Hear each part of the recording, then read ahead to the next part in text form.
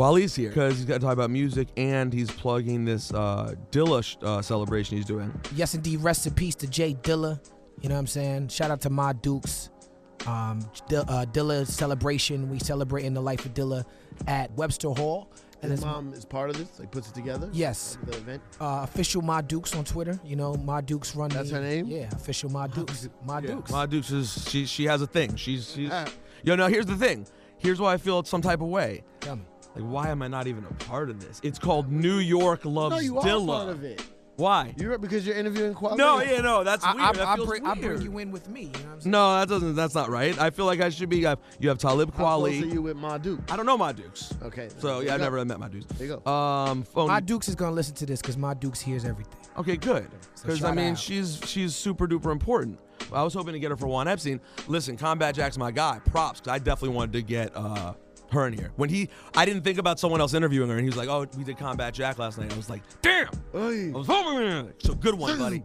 But anyways, you know the other names I should be a part of this. Okay. Phony People, YC the Cynic, Shout out to Jerobi. It's all my YC. peoples. Like, what's going on here? I feel some type of way. Look, I put you on the guest list.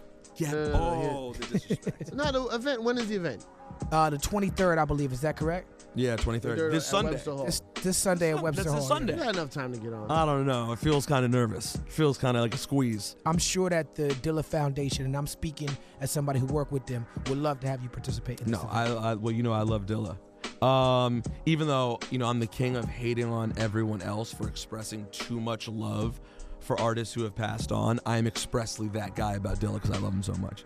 It's I've always been that guy, so I'm just that guy. Well, to be fair, and I spent some time thinking about this. The people who love Dilla, for the majority, there's a lot of people who hopped on the Dilla bandwagon. But I mean, if you're gonna hop on a bandwagon, that's a good bandwagon to hop on. And Dilla was revered before he passed. There's certain people who was revered before they passed. Like, how I just had this conversation with somebody. Yeah, It's not like he passed away and then you discovered him. Yeah, Dilla was a legend before he passed. Yeah. It just his passing at such a young age cemented it. Who's the artist with the splattered paint? Pollock. Jackson Pollock. He didn't pop off until after he died. Right. Yeah, that happens sometimes.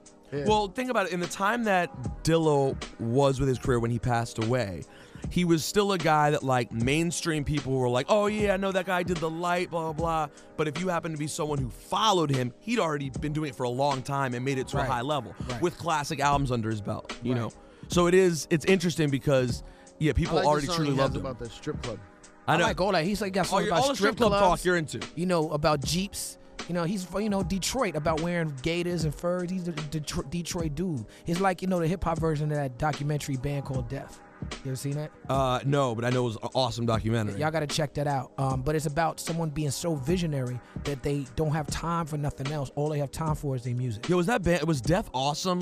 Like, I want to see the movie, but are they good? What is that? Yes, I mean if you into punk music and you know your black punk rockers. Yeah, if you know your punk. I saw that on Netflix. I didn't watch it. You should check it out, man. It's moving. Yeah, it's moving. Yeah, I heard about it when we talked about it when it was like out, and then I missed it. I still haven't seen it. Check it out. I mean, it's if you love music, check it out. It's about their music popped off after dude died. Is it better than Crush Groove? I mean, that's a different beast. No, that's a whole different beast. I don't know if it's better than Grizzly Man. Is it better than Grizzly Man? Grizzly you like Man Grizzly Man a lot? I have no idea what that is. Grizzly Man. Now he's just getting documentary stuff. Like, hold on, we could go to. We can go to this document. We can do this. You know Netflix. I thought of a Dilla song that Cipha needs to hear.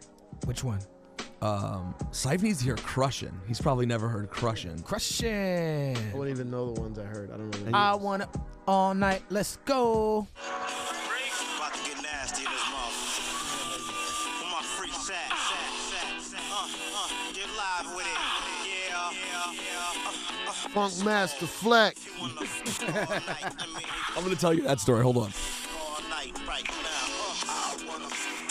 I heard this. Great Dilla song. And you know what? Someone who's watching this, because it sounds way better through this than does here, is going to be like, yo, what the fuck was that song? I'm going to get that right now. That's hilarious, by the way. I haven't mentioned that in any interview yet. I didn't even think about it up yet. Oh, I did? The Flex thing? I don't know what life I'm in. No, I know. It's been a little crazy recently. But I didn't think about the humor in it that you must have felt about it, because this Dilla record just came out. A Slum Village produced by Dilla record came out, right? And on the beat, Dilla at the beginning In the beginning. is just like, yeah, Funk Master Flex. Yeah, You hear that? Yeah, I know that record. I don't remember which the name of it. I remember that. It's just so epically a Flex thing that like anyone under Flex, now I know a Cipha feeling. Because like if J Dilla didn't know who I was, so it's impossible this could happen. But only for Flex could he get the posthumous shout out. And Flex Doesn't know a Dilla record. Would he know one if you asked him? I mean, he knows the songs, but he wouldn't be able to be like, oh, here's Dilla's catalog. Nah, Flex wouldn't know. It's so epically Flex. But Flex is one of those guys, like he probably loves stuff that Dilla did, but doesn't really know 100%. Dilla did it. I think you get to a certain level of DJing that you only listening to records that work for where you be at. You know what I'm saying? And you know, I think Flex has always, through the years, been very in tune with the type of clubs and stuff that he's DJs at. Yeah. He's, you know, he's very on it. But yeah, I mean, I was talking last night to my dudes. I was talking about working at Stress back in the day and bringing Flex 93 till infinity. But right at the time when Bad Boy was starting to take over the charts, right? Yeah. And right at the time when the music in New York that was being played on the radio was now about going to the nightclub, as opposed to being about hip hop. You know what I'm saying? Like when I first started working with Jessica, Flex was playing Gangstar, Tribe Called Quest, De La Soul records, nice and smooth on the radio. You know what I'm saying? And that was what was cracking in the clubs. I go to the clubs and that was cracking. And then it shifted to being less about, you know, I smoke blunts and listen to hip hop, and more about I pop champagne and you know, I'm a player. You know what I'm saying? And I remember that summer, How About Some Hardcore dropping by MOP, and Flex not liking that record. And I remember listening to High 97 10, 15 years later, and him saying on the air, you know what?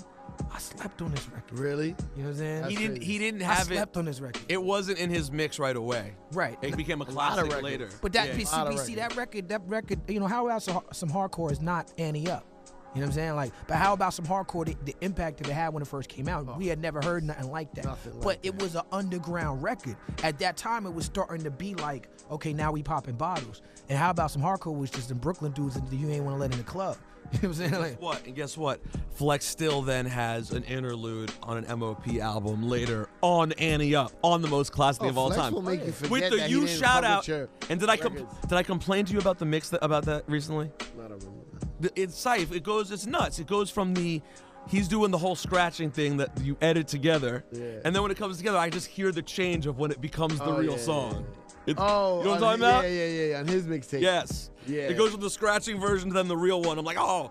But he gets a shout out. Cipha has a shout out. I just realized that recently. There's so much awesome shit that you've had happen that you take for granted because you lived it. And she didn't take it for granted. But you don't talk about it. It's just. I'm like, he shouted out on Annie Up on the thing. He's like, Cipha sounds, blah, blah. And it's not a 20 Flex shout out, or it's like just 3 or 4. It's on the album. He doesn't go that ham. Cipha's been around doing this for a minute, you know? Oh, you gave him a shout out on a song. I probably did. That was my first one, I think. It's a good one. My first one.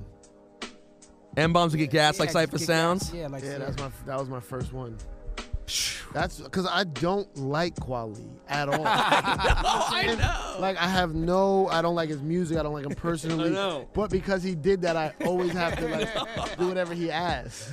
Yo, listen, this is just a random snippet of awesomeness of Talib Kweli, just to talk about the Dilla Day party, March 23rd. Music. New York loves Dilla. And then real quick, tell us what's the music situation. Gravitas, man. You know, make sure y'all got that.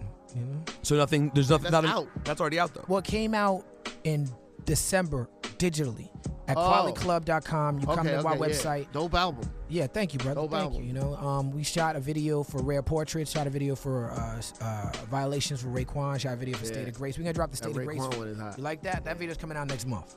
Drop the State of Grace this week. Drop that State of Grace video. It's gonna be hot. Shout out to Revolt TV, you know, the team over there. And but the physical, I did a deal with Fat Beats. The demand for the physical was there, so we have CDs. So Fat Beats still does music? They do distribution. I was just driving by Fat Beats the other day, the store in that Brooklyn doesn't exist anymore. Yeah. Oh well, no, the store. They have a distribution warehouse I was in like, Brooklyn. I'm gonna take that space and open up a record store. A record It's store? like some massage therapy shit up there now. You need to sell records and massage.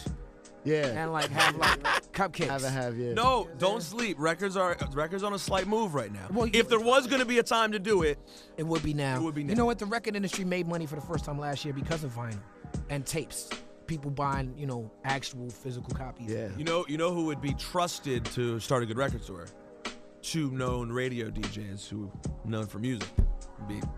Well, I'm not going to do I it. actually disagree with that. No?